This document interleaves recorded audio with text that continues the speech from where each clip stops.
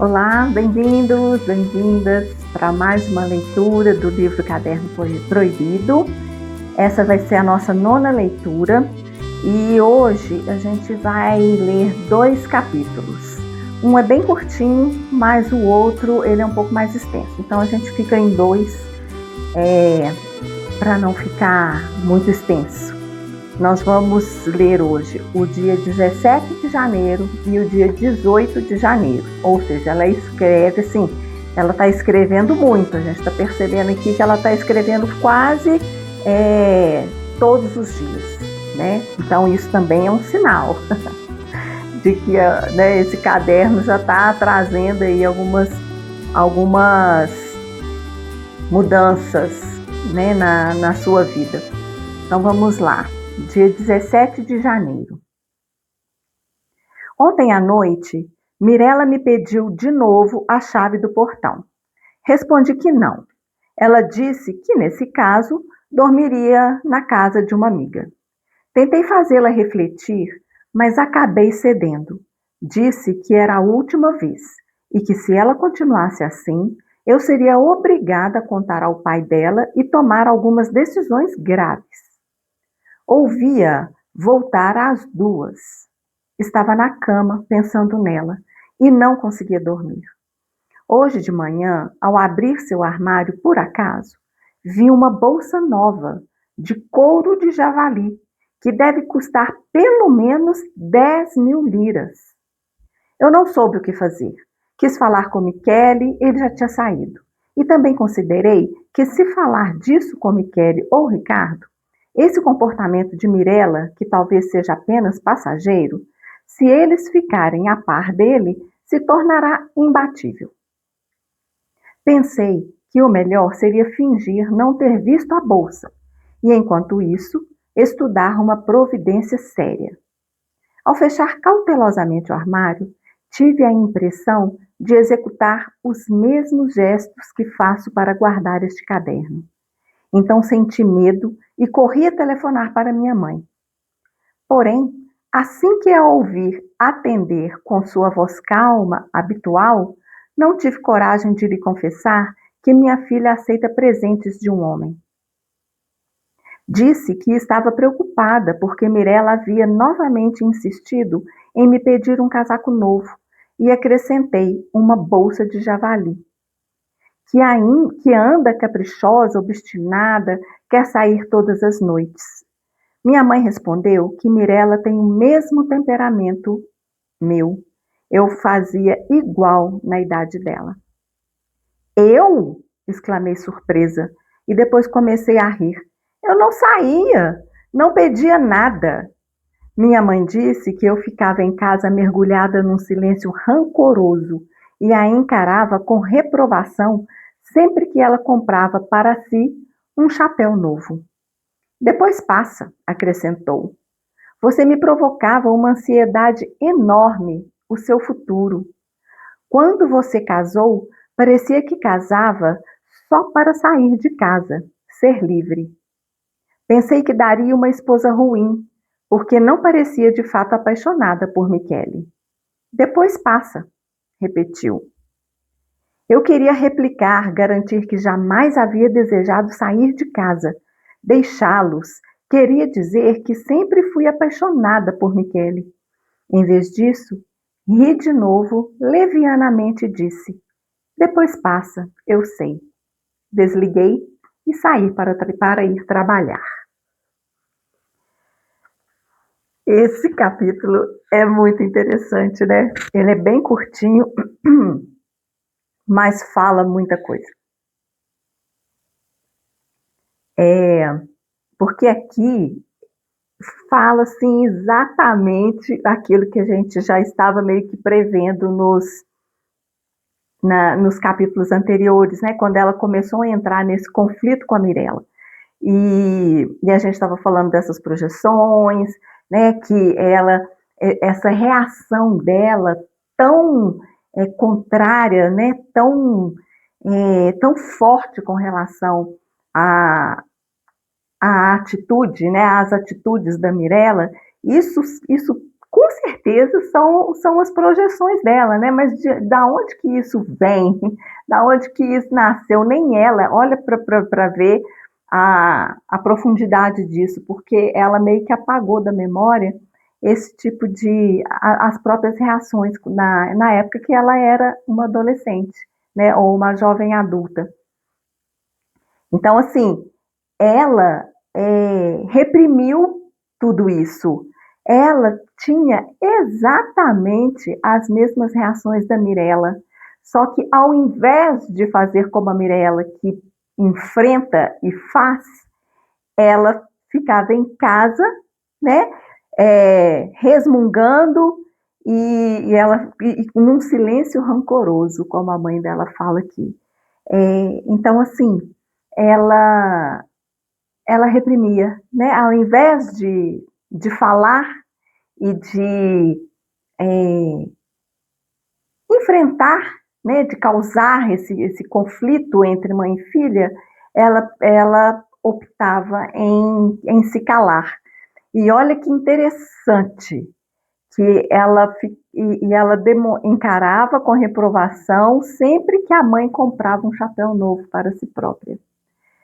Olha que coisa, porque aqui ela, né, é aquele ciúme, porque ela tinha ciúme da mãe, porque a mãe fazia, ela se enfeitava, ela mesma fala aqui que a mãe dela até hoje, né, com 72 anos, é uma mulher vaidosa, que se arruma, né, que gosta de se mostrar bem, enquanto que ela já parece que não é tanto assim. Às vezes é uma reação de rebeldia mesmo, né? Uma reação de agressão, né? Uma certa agressão à, à postura da mãe, então ela vai e faz exatamente o oposto, mas no fundo, ela está querendo fazer igual, ela quer aquilo para ela, mas ela não pode demonstrar. Ela coloca isso para ela, né? Ela reprime. Então, ela não pode demonstrar que ela também quer se sentir bem, bonita, que ela quer ter um casaco novo, que ela quer ter uma bolsa nova, que ela quer ter um chapéu bonito. Então, ela não se permite. E aí ela coloca é, desculpas, né? Pelo menos a minha visão, não sei se a visão de vocês é a mesma, mas a minha visão, quando ela fala disso tudo, é que, na verdade, ela coloca como desculpa a questão financeira. Claro, eles têm realmente a limitação financeira, mas ela trabalha, ela pode tirar um pouquinho do salário dela, uma vez ou outra, para comprar um chapéu novo, para comprar um vestido novo, um sapato que seja, né, de fazer um mimo, um agrado para si própria, mas não, ela escolheu é, reprimir tudo isso e aí ela projeta isso, tanto na Mirella quanto na família, se colocando numa posição quase que de escravidão. Então, isso aí é um comportamento que é um comportamento projetivo. E aí ela é como se fosse ela, ela agride, né, silenciosamente e inconscientemente, ela faz esse gesto que é um gesto agressivo, digamos assim, né, mas dissimulado, uma agressão dissimulada a ela própria e à própria família, né? Tipo assim, olha, tá vendo? Eu faço tudo por vocês e eu não posso nem comprar um chapéu novo, porque eu preciso economizar, eu preciso priorizar as questões da casa, mas no fundo, o que ela mais queria era ter condição de ter uma vida mais confortável, de ter um momento para ela, de também ter um sapato novo, um chapéu, uma bolsa nova. Então, olha, interessante como que são os comportamentos, né?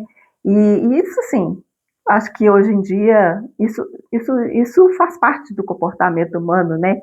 Isso está meio que a gente esconde também tanta coisa, né? Tanta coisa que a gente gostaria e a gente joga isso lá para a sombra e isso vai ficando e aí depois a gente começa a projetar em diversas situações.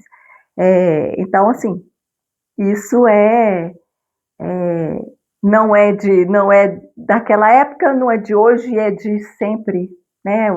Isso aí faz parte da nossa psique. E, e aí, quando a mãe dela fala, né, que ela parecia que ela só estava se casando para sair de casa, para se ver livre, olha a Mirella aí, gente. Oh, meu Deus, olha a Mirella aí, que a Mirella, ela quer sair de casa, ela quer ficar livre daquele conservadorismo, daquela rigidez daquela família, ela quer ser livre, ela quer ter uma vida boa.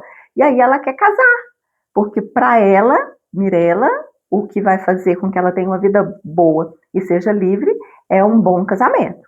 Agora, no caso aqui da Valéria, aparentemente, ela talvez não olhasse tanto essa questão financeira, porque ela já tinha uma condição financeira interessante, né?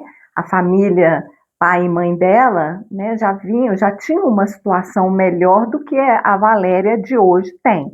Então, talvez não tenha sido esse o motivador, mas um dos motivadores pode ter sido realmente ela querer ficar livre, né, longe dessa mãe que causava esse desconforto nela, né, que fazia com que ela agisse de uma forma que ela, na verdade, ela não queria, mas ela agia, né, que instigava nela esses sentimentos que ela não conseguia bancar, ela não conseguia traduzir isso, ela não conseguia fazer, ela não conseguia ir para a vida, ousar e enfrentar a mãe.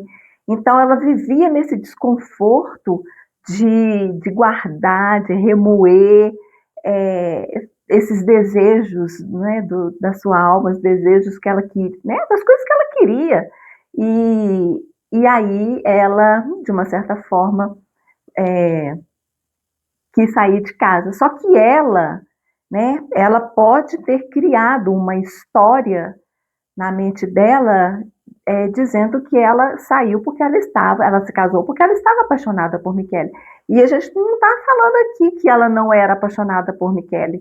Ela pode realmente ter se casado, como ela fala, apaixonada, mas também pode ter tido mais um motivo. Esse motivo de sair de casa e ser livre, né? Livre, se libertar dessa mãe, né? Ou desse pai, mas principalmente dessa mãe com a qual ela tinha essas questões. Vamos passar aqui para o 18 de janeiro. Hoje soubemos que Michele terá um discreto aumento de salário, cerca de 18 mil liras por mês. Assim que voltou do banco, na hora do almoço, ele me disse, esforçando-se para que sua voz soasse natural: Mamãe, venha comigo um instante. Os meninos já estavam em casa. Senti um sobressalto ao imaginar que ele tivesse encontrado o caderno, mas considerando que o guardei em cima do armário das roupas de casa, logo me tranquilizei.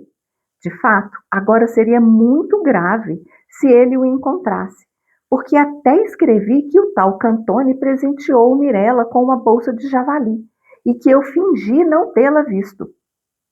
Quando fui ao seu encontro no quarto, Michele fechou a porta, me segurou as mãos com entusiasmo e disse: Mamãe, estamos ricos! Ao saber que ele havia falado pessoalmente com o diretor, o qual o tratou de modo até mesmo amigável, oferecendo-lhe todo o reconhecimento que ele esperava havia anos, fiquei tão contente que comecei a chorar. Então Michele me tomou nos braços. Enquanto ele me estreitava, eu via, por cima de seu ombro, nossas imagens refletidas no grande espelho do armário, e tinha a impressão de que éramos mais jovens. Além disso, ele me anunciou que não somente receberá esse novo salário a partir do mês de fevereiro, como esperávamos, na melhor das hipóteses, como também os atrasados desde novembro passado.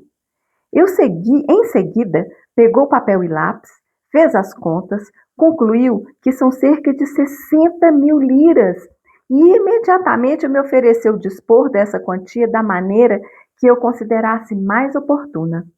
Respondi que gostaria de contratar uma empregada em meio expediente. Mas depois de refletir por um instante, Concluí que não, que era mais urgente comprar alguma coisa para Mirella. Ele perguntou o quê? Ele perguntou o quê e respondi que ainda não sabia precisamente. Não, peraí, vamos retomar. Eu concluí que não, que era mais urgente comprar alguma coisa para Mirella. Ele perguntou o quê e respondi que ainda não sabia precisamente.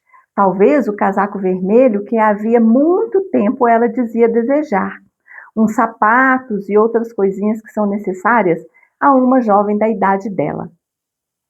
Michele me encarou espantado. Então acrescentei que Mirella está atravessando um momento difícil, daqueles que as meninas de famílias ricas são enviadas para uma bela viagem ao exterior. Michele, franzindo o sombrolho, pretendia falar imediatamente com ela, e em todo caso, ao contrário de mim, julgava que, sobretudo nos momentos difíceis, não convém tentar esconder de uma jovem a realidade, mimando-a, ou melhor, iludindo-a com a aquisição de roupas, badulaques e outras futilidades do gênero. Pedi que, por enquanto, não falasse com ela. Eu mesma lhe sugeriria isso quando fosse oportuno. Lembrei a ele que, em fevereiro, Mirella deve fazer algumas provas e que talvez seja o estudo, o medo de não ser bem-sucedida, a deixá-la um pouco nervosa. É preciso desculpá-la. Aliás, como o aniversário dela é no dia 28, eu propus convidar alguns amigos dela para distraí-la. E embora me dê conta de que, considerando o custo de vida, a soma que deveremos receber não é, afinal, muito grande, fiz Michele ver que esse é um sinal de que as coisas, enfim, melhoravam para nós. Começaram quando o velho diretor da sede, que não tinha nenhuma simpatia por Michele, foi transferido para Milão, tendo sido substituído pelo atual, que, ao contrário, muito o aprecia. Michele disse que é verdade. As mulheres têm muita intuição e nos abraçamos de novo. Depois daquele abraço, acabei enrubescendo, porque me parecia que fosse outro homem a me abraçar, e não Michele. Havia em seus braços um vigor novo que me reconduzia em pensamento ao modo pelo qual ele costumava me estreitar quando éramos recém-casados. Ele não me abraçava assim fazia muito tempo. Eu achava que isso acontecia porque hoje temos pouquíssimas oportunidades de ficar sozinhos e à noite estamos sempre muito cansados. Na presença dos meninos, se Michele me fizer algum elogio ou me der um beijo, eu me sinto constrangida e o afasto com uma atitude severa, mas no fundo, lisonjeada. Ricardo nos olha com ternura. Mirella, ao contrário, desvia o olhar, dando a entender que tais comportamentos são ridículos em nossa idade. Devo confessar que nos primeiros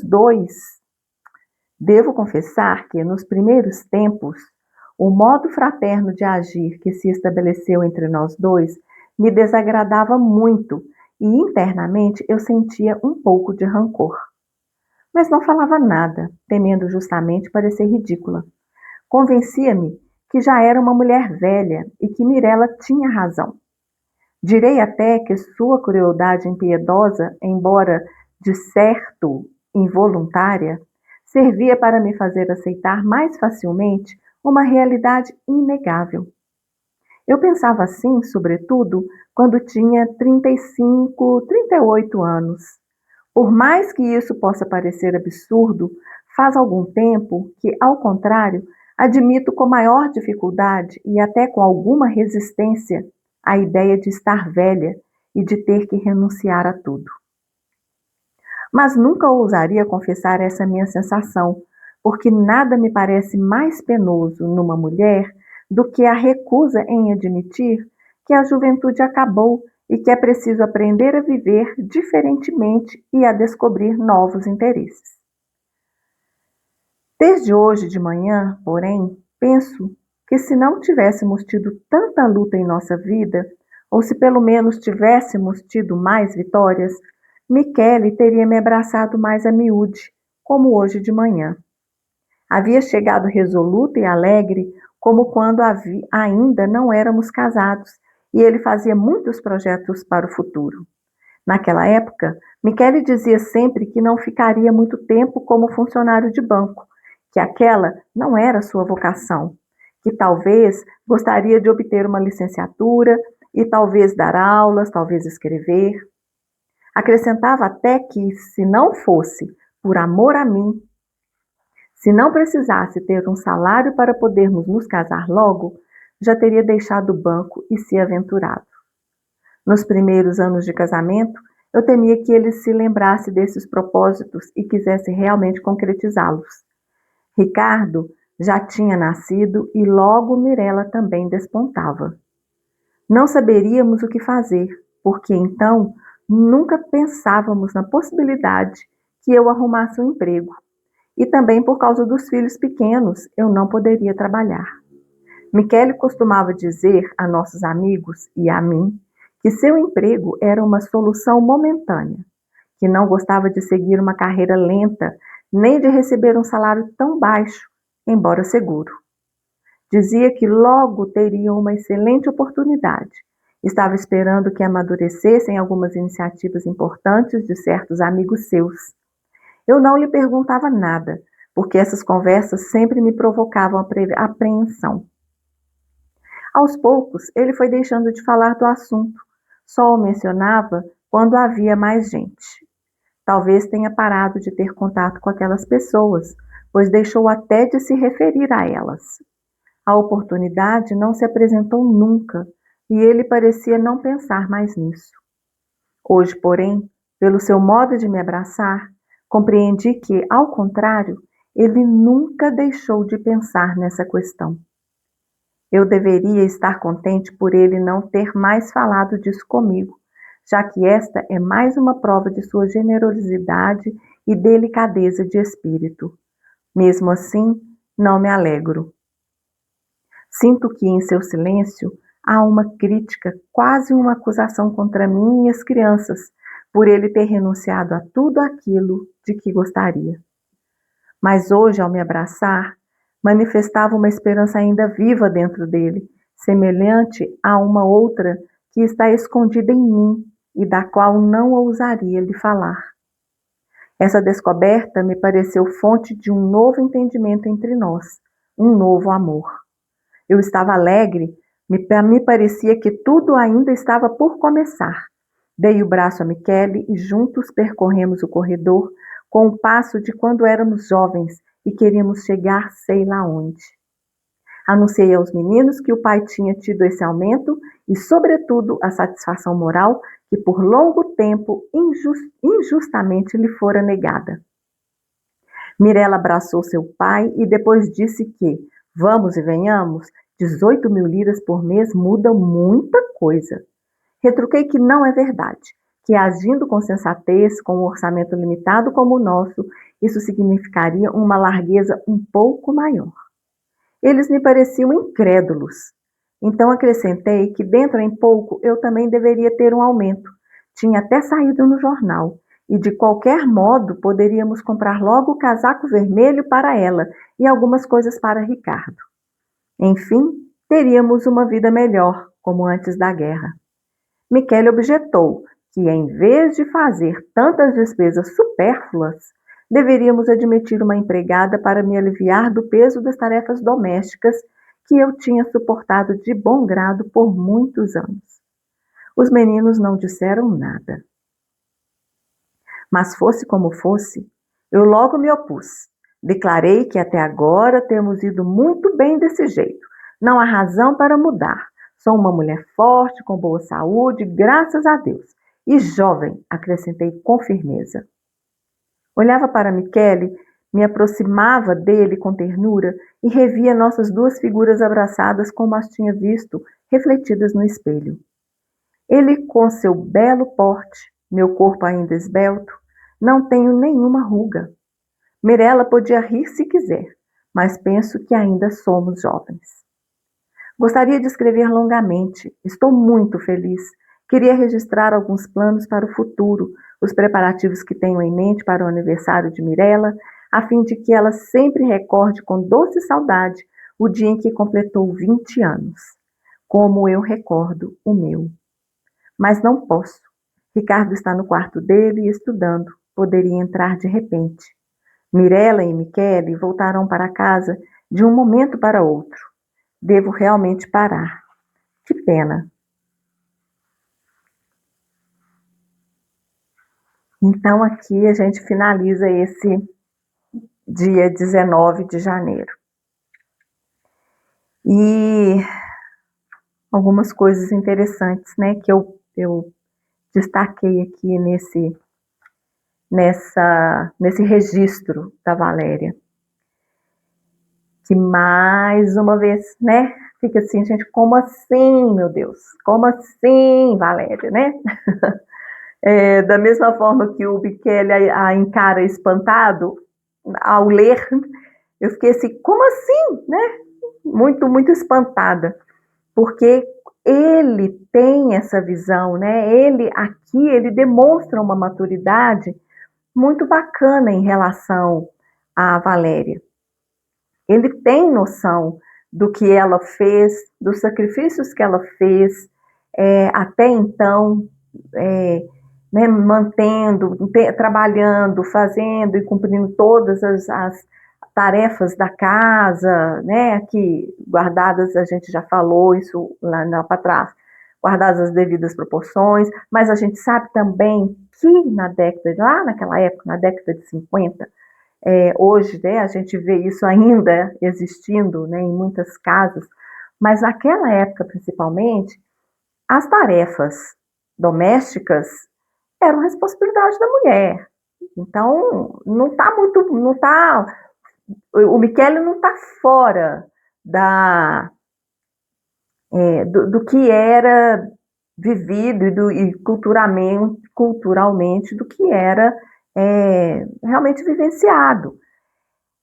A Valéria, como esposa e mãe, era responsável pelas tarefas domésticas, mas ele reconhecia que para ela era pesado trabalhar fora e ainda ter as tarefas dentro de casa para serem cumpridas. Então, agora que surge a oportunidade, a condição de ela, enfim, ter um auxílio em casa e diminuir um pouco essas responsabilidades, ela, num dado momento, ela pede, mas depois ela, né, deixa para lá. Não, vamos dar o que a Mirella está precisando. E aí, assim, não sei se vocês perceberam aqui, porque ela fala, e primeiramente para dar à Mirella as coisas que ela queria. O casaco, né, quem sabe uma bolsa. Então, ou seja, é como se ela quisesse comprar a Mirella com essas coisas, achando que com esse tipo de comportamento, com esse tipo de ação em relação à filha, né, dando essas coisas materiais que ela tanto valorizava, que a Mirella ia mudar, que ela ia voltar a ser o que era antes, que realmente era só uma fase, que ia passar, que o tal do Cantone ia ser deixado de lado, porque ele a conquistou porque ficava dando presentes. E aí ela acha que essas atitudes podem fazer com que a Mirella mude. Ela ainda não percebeu, ela ainda não descobriu que a Mirella, ela é assim, porque ela é assim, é a personalidade da Mirella. Então ela fica tentando mudar essa situação, atendendo às vontades da Mirella. E a gente sabe que isso não resolve. Nesse caso aqui, pelo menos, né, não vai resolver, porque a Mirella, ela tem esse pensamento, ela quer uma vida boa, ela quer coisas boas, ela quer sair de casa, ela quer ter um casamento bom, ela quer ser livre, como a própria Valéria, né, a gente já leu lá no capítulo anterior, também desejava, mas ela, né, ao contrário da Mirella, ela reprime isso com todas as forças. E aí, de novo,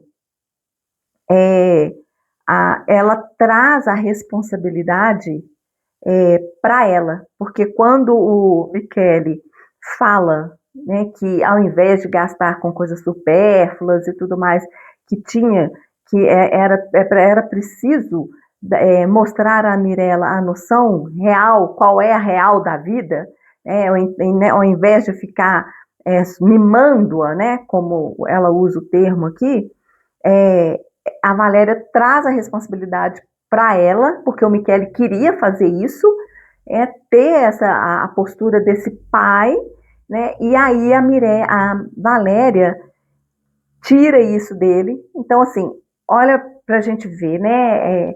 São pequenos detalhes, porque acaba que a Valéria, para manter aquela harmonia, para manter aquela família unida e harmônica que ela sempre desejou e que ela construiu, ela inclusive tira a autoridade do Michele, não vou falar nem autoridade, né, mas ela tira a oportunidade do Michele ser o pai naquele momento. Então ela assume isso para ela, essa parte que o Michele na autoridade de pai, deveria entrar e falar e ter uma conversa ali, né, séria com a Mirella, tipo assim, moça, olha filhinha, vamos mostrar aqui qual é a real. A Valéria pega isso para ela porque ela não quer de forma alguma que aquela família entre em conflito. Ela não quer que essa imagem da família perfeita e da filha perfeita, né, vão por água abaixo, porque como assim a filha que recebe presentes de um homem, como assim não pode? O Michele não pode descobrir isso nunca. Então ela, de novo, ela traz isso para ela própria, e talvez, né, eu fiquei pensando aqui, até anotei, que talvez assim, por trazer, né, essa responsabilidade, porque ela própria trazia isso dentro dela, essa vontade, né, exatamente essa questão, né, dessa liberdade de, de querer ser diferente, né, de querer ser como a Mirella, e aí ela traz isso, né, para ela própria, porque seria como se ela própria estivesse se revelando para o Michele. Não sei se ficou confuso aqui meu raciocínio, mas assim, a gente vê que ela, nesse momento aqui, ela tenta não evitar o conflito, evitar com que o Michele entre em contato com a Mirella e a Mirella, né, fale aquilo tudo lá e tudo mais,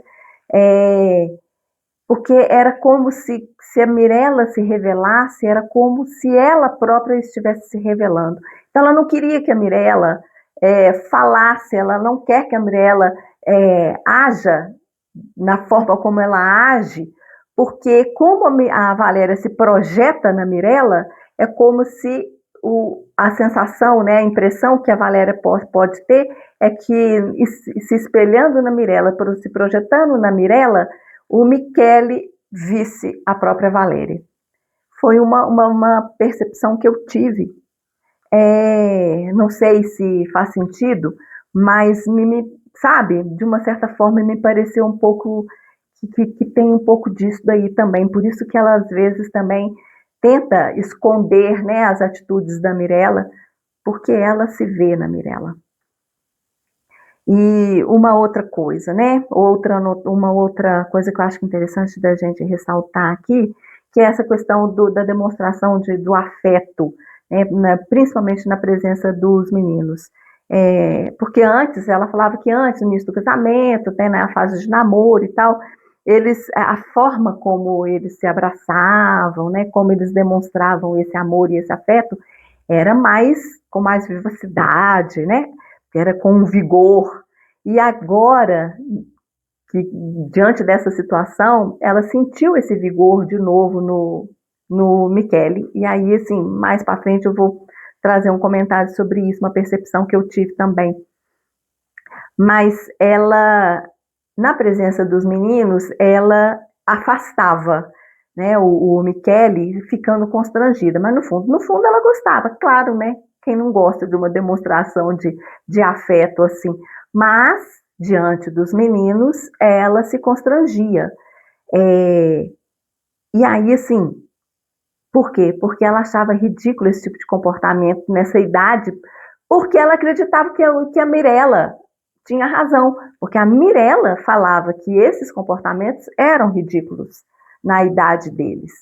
E aí a gente vê o poder que a Mirella tem sobre a mãe. Eu achei incrível isso, porque assim, a gente já está vendo isso lá para trás. E aqui, mais uma vez, ela reforça, e aí eu falei, gente, como que a Mirella tem um poder sobre a mãe de definir os comportamentos da mãe? Mas aí entra a questão da projeção, né? Eu acho que entra essa questão dessa projeção.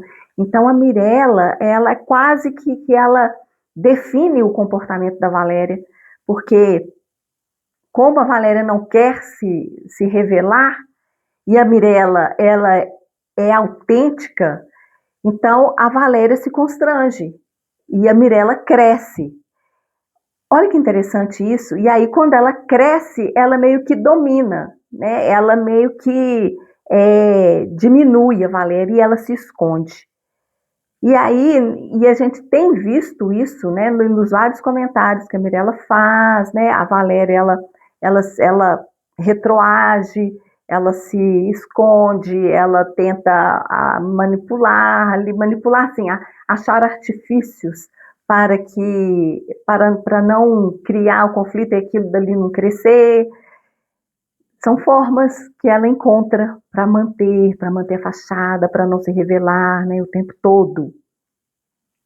E mais à frente, ela, quando ela fala, né, sobre essa coisa assim, de hoje ela se considerar uma mulher velha, né, e que a Mirella tinha razão, então assim, para a gente ver esse domínio mesmo, né, mas ela falou que, né, que ela nunca ousaria confessar que essa sensação de que ela na verdade, ela não se sente assim, né, ela acredita porque a Mirella fala, mas no fundo ela parece assim que ela vê essa essa ideia, né, de ser velha aí com uma certa resistência, porque assim e ela coloca isso no caderno porque ela tem essa ideia de estar velha e ter que renunciar a tudo, né? Como se na idade dela ela tivesse que renunciar a se mimar, né? A se dar um prazer, a receber carinho e afeto.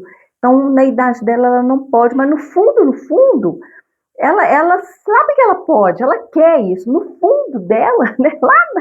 Ela quer isso, mas ela fica acreditando naquilo que as pessoas falam e na imagem que ela construiu dela própria. Mas a alma dela está falando que não é assim. Então, ela entra em conflito o tempo todo. Então, o que está acontecendo nesse caderno? Está mostrando os conflitos internos, porque ao mesmo tempo que ela parece que está passando de nível, digamos assim, ela retroage, porque é o conflito, né? O ego, a persona está querendo uma coisa e o self está mostrando outra, e aí ela fica nesse conflito o tempo todo. Então, ela é uma pessoa que tem muitas contradições, e a gente está vendo as contradições dela aqui se mostrando cada vez mais. Mas é exatamente isso, e vão ser nessas contradições que ela vai se conhecer cada vez mais. Se ela se permitir entrar em contato com essas contradições, com os seus desejos mais íntimos, alguma chave vai virar em algum momento. Então, assim, ela percebe, né, que ela, aqui, quando ela fala disso, né, dessa recusa de admitir que a juventude acabou e que é preciso viver diferentemente e descobrir novos interesses, de uma certa forma, assim, que a juventude acabou, ok, todos nós vamos envelhecer um dia, né? E realmente, é, a gente, os nossos interesses, eles vão mudar, mas eles vão mudar não é porque a gente ficou velha, mas é porque a gente vai amadurecendo no processo natural, né, desse processo nosso de individuação, de amadurecimento, os interesses vão mudando. Então, mas isso não quer dizer que a gente vai parar de viver. Pelo contrário, né, a nossa vida criativa, ela precisa se manter. Esse fogo criativo que existe em nós, ele precisa se manter. E isso, inclusive, lá na terceira idade, na velhice, lá, né, ele se mantém vivo, porque é isso que faz com que a gente queira viver, com que a gente queira continuar aprendendo, continuar com interesse em descobrir coisas novas, em viver coisas diferentes e não se acomodar. E aí, quando ela começa a falar do Michele aqui, é, exatamente por essa mudança de atitude, né, que ela percebe esse vigor de novo nele, é, ela fala dos sonhos dele, que ele tinha sonhos, né, mas ele não pôde realizar. E aí é uma ótica dela, né? E claro, ele precisou fazer escolhas, como todos nós precisamos fazer escolhas numa determinada época da nossa vida, ou em todas as épocas da nossa vida, mas no caso deles aqui, como eles estavam iniciando a vida, ele optou em seguir, né, ter um salário fixo, um emprego seguro, pois ele estava agora constituindo uma família, então ele precisava de algo mais seguro. E ok, né, gente, isso faz parte, mas ele foi deixando de lado o seu sonho. Gente, assim, é claro, né, a gente sabe que isso é muito comum, que isso acontece mesmo, e que geralmente é isso que acontece. A gente tem sonhos, nem sempre podemos realizá-los por essas questões, né, da vida mesmo, da segurança material, diante, né, principalmente de questões de família e tudo mais. Mas esses sonhos, a gente não pode deixar o sonho morrer, né? Como diz a música lá, os sonhos não envelhecem. A gente não pode deixar que esses sonhos envelheçam e morram, porque isso que nos motiva também a viver, né? O fato da gente, às vezes, ter que se submeter a um emprego mais fixo, que às vezes não é aquilo que a gente quer, mas quem sabe a gente não faça isso algo que seja momentâneo, igual ele fala aqui, né? Uma solução momentânea. Mas acabou que ele foi, talvez, né? Aí já é uma suposição minha, talvez ele foi se acomodando, porque ele foi deixando esse sonho envelhecer, né? E quase morrer. Então, ele deixou de ser alimentado por esse sonho, porque ele, quem sabe, ele poderia depois realizar esse sonho, né? O sonho de escrever, igual ele fala aqui, né? De dar aulas, né? Porque a partir depois de uma determinada época, às vezes ele poderia ter essa condição. Então, alimentar esse sonho não é ruim, pelo contrário, alimentar esse sonho pode ser algo, uma meta, talvez, que ele possa atingir lá na frente. Ou seja, é não deixar o sonho morrer. Mas aqui parece que ele foi acomodando nessa vida, ele foi perdendo o contato com essas pessoas que viviam, né, que faziam com que ele vivesse essa atmosfera desse sonho dele. E aí ele foi deixando de falar nisso, perdendo o contato, e depois ele parou, nunca mais falou nisso. Então a gente percebe que lá no fundo ele tem um sonho, ou ele teve um sonho, e esse sonho não foi realizado. mas são escolhas que a gente faz e que a gente precisa fazer, que a gente precisa bancar, mas elas não precisam ser essas escolhas que a gente faz às vezes momentaneamente ou não, né? Mas elas não podem deixar que o nosso desejo de alma ele morra, que a gente enterre isso, porque é a nossa vida criativa, é aquilo que nos move, é aquilo que é o verdadeiro em nós. Se a gente deixa isso morrer, a gente fica apático, né? A gente começa a viver uma vida meio apagada, viver uma vida simplesmente no automático, que de uma certa forma que é o que a gente percebe que essa família faz. Tanto a Michele como a Valéria. E quando ela fala que ela sente no silêncio dele uma crítica, quase uma acusação contra ela e as crianças, isso é uma visão dela, né? Mais uma vez a gente está vendo aqui a visão dela em tudo.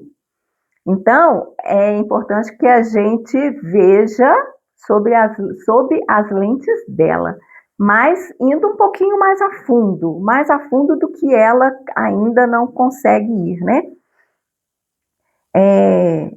Quando ela fala isso, de uma certa forma, também pode ser uma projeção. Talvez ela que faça essa acusação a ela própria, né, que é ela que sente isso, é ela que sente talvez uma culpa nesse momento aqui do Michele não ter uma culpa inconsciente, né, gente? Porque não é isso que nada é consciente assim. As coisas estão começando a vir na consciência dela agora, com a partir do momento que ela começou, quando ela escreve, né? A coisa está borbulhando. E aí, talvez ela sentisse essa culpa inconsciente que agora ela está manifestando nessas palavras, né? Quando ela sente quase que uma acusação contra ela própria, as crianças, de ele ter renunciado a tudo aquilo que ele desejou, né? Aquilo que ele realmente gostaria de fazer. Então, ela pode estar se culpando inconscientemente, e aí o que ela faz? Ela compensa. Ela compensa fazendo de tudo para manter o Michele bem. Então, aí, olha, são muitos elementos, né? A gente está aqui fazendo uma construção. São coisas que eu percebo na minha visão, aí a minha visão, né, que eu estou aqui compartilhando, mas assim, o que eu penso é que isso aqui é uma manifestação de uma culpa inconsciente, e que por se sentir culpada inconscientemente, a gente está lá na sombra, ela não vê isso claramente.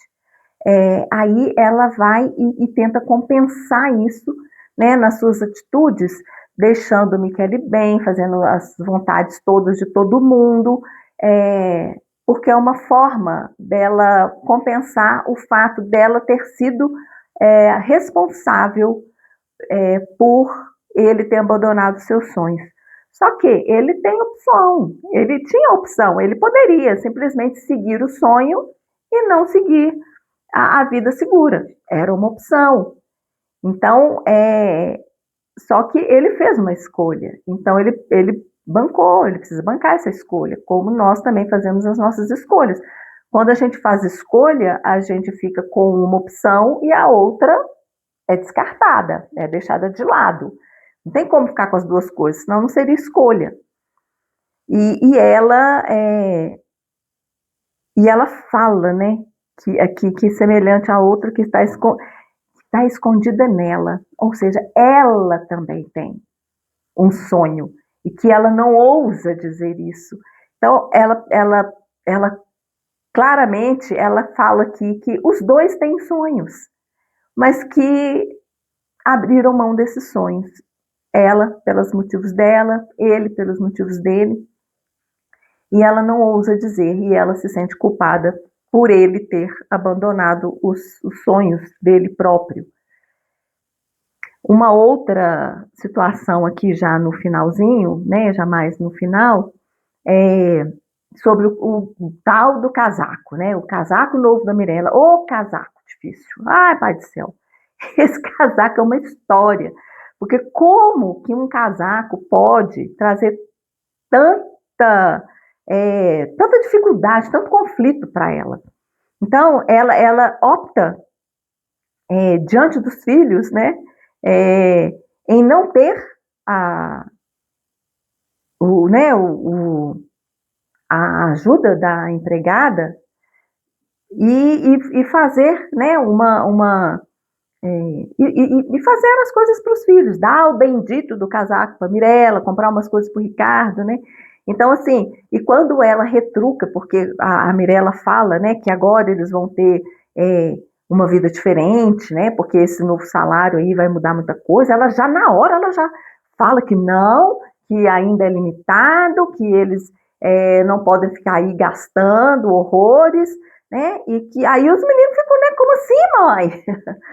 Ela não se permite, olha, ela não se permite, é, porque é como se ela ainda quisesse manter aquela vida apertada, porque é assim que ela vê o valor dela, porque se ela tiver uma vida um pouco é, mais, digamos assim, com menos limitação financeira, como que eles vão vê-la? Né? Como? Ela não vai ter que se sacrificar mais, né? Ela não vai ter que se matar de tanto trabalhar. Como é que ela vai justificar de trabalhar fora?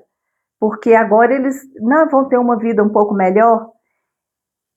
E aí ela já de cara ela já, né? Olha para ver. Ela retrucou que não é verdade. Ela foi uma reação assim instantânea. E aí a gente vê que isso que a gente falou lá atrás dos complexos, né?